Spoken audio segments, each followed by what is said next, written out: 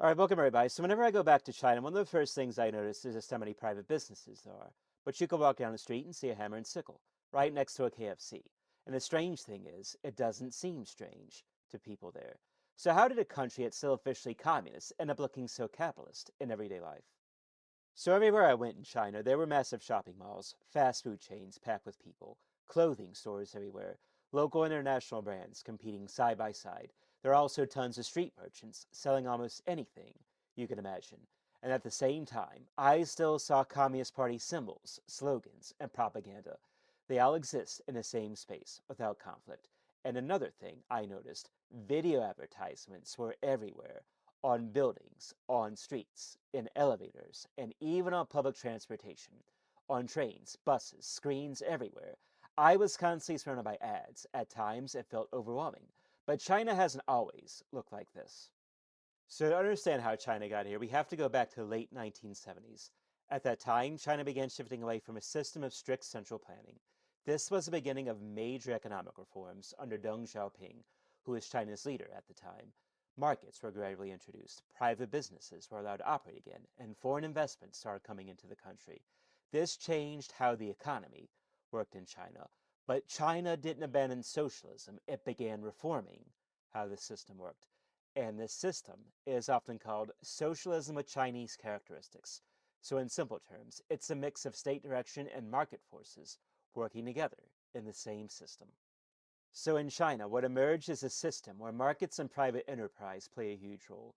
Today, the private sector in China employs the vast majority of urban workers and drives most of job creation, not the state. But what stood out to me is how visible that is in everyday life. From small street vendors selling food and goods to office workers and private companies to tech founders and business owners, entrepreneurship exists at every level of society in China and are all participating in the same competitive system. But here's what makes China different from most market economies. The government doesn't just set the rules, it also plays a very active role in shaping the economy. It directs investment in certain industries, supports key companies, and can limit or guide where capital flows. So private business is real, but it operates within a system where the state is always present in the background. But in China, what really stood out to me is how competitive everything feels. But it's not just competition in the usual sense. It has a specific character in China. You can see it in the rise of companies like Alibaba, Tencent, and ByteDance. These weren't just companies competing in a free market. They grew within a system shaped by government policy, domestic production, and rapid state-driven infrastructure development. And once these companies became too powerful, the government stepped in to regulate them more heavily.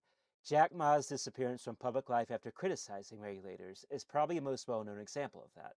So the competition is intense, but there are clear limits to how far it can go. A clear example of this mix of entrepreneurship and state planning is Shenzhen. Not that long ago, it was basically a small fishing village. Today, it's one of the most advanced tech cities in the world.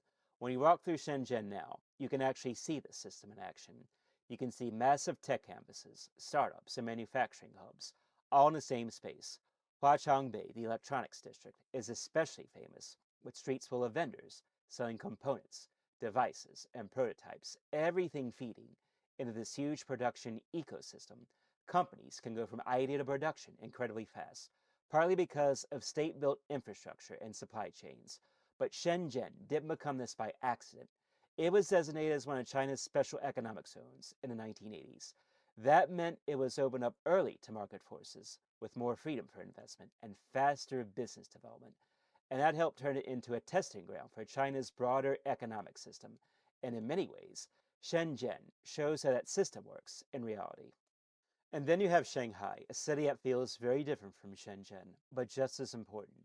It's one of China's main financial centers, with global banks, stock markets, and massive corporate headquarters. When you see the skyline, it's instantly recognizable. But even here, the state is still very present. China's financial system isn't fully free floating. The government plays a role in managing markets, and capital flows in and out of the country are more controlled than in most Western economies. So even in a city built around global finance, the system is still shaped by state direction. Shenzhen shows innovation and production. Shanghai shows finance and global capital. Together, they show how markets have played a central role in China's rise, but always on the state's terms. So why did China's economic system actually work? Over the past few decades, China has grown at an incredibly fast pace. Markets created incentives for growth and expansion. Entrepreneurs built businesses at every level of society, from small traders to massive corporations, and competition pushed companies to move quickly, scale rapidly, and constantly adapt. At the same time, the government maintained a strong guiding role over the overall direction of the economy.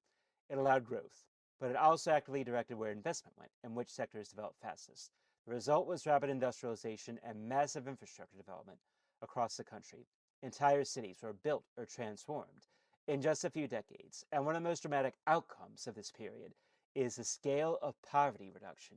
In the early 1980s, most of the population was living in extreme poverty. Today, that number has fallen dramatically by hundreds of millions of people over just a few decades. So, whatever you call this system, it produced one of the fastest economic transformations in human history. And here's something people often misunderstand about China. You might assume that a country with a communist history would have a very strong welfare state, things like generous unemployment support, housing benefits, universal safety nets. And China does have a large social security system, including basic health care coverage and pensions for hundreds of millions of people. But compared to many Western countries, especially places in Europe, it's actually much more limited in how generous it is. And even compared to the United States in some areas, the level of redistribution is more restrained than people expect. There are also clear differences between urban and rural areas, especially historically, where access to services has been uneven. So you end up with something a bit unexpected, a system that's highly interventionist and controlled in how the economy is run, but not necessarily one of the most generous welfare states in terms of redistribution. And that creates an interesting tension at the heart of the system. But of course, there are real trade-offs to this system. High levels of competition create a lot of pressure on workers. 996 work culture, 9 a.m. to 9 p.m., 6 days a week, became a big issue and source of criticism in China. There's also been a significant rise in economic inequality since the reform period began. And alongside the economic growth, there are limits in terms of political and economic freedom that are very different from many Western countries. But at the same time, there's also rapid growth, massive infrastructure development, cities built at a scale and speed that is hard to find anywhere else in history, and hundreds of millions of people lifted out of poverty in a relatively short period of time. So like any system, it comes with both clear strengths and real costs. So when you walk through China today, seeing the malls, ads, entrepreneurs, and global companies, what you're really seeing is not simply capitalism, but rather a system often called socialism with Chinese characteristics, a system where markets drive growth, but the state sets the rules and defines limits. And thank you so much, everybody, for watching this video today. If you like this video, please don't forget to subscribe to my channel. I have many more videos coming just like this one.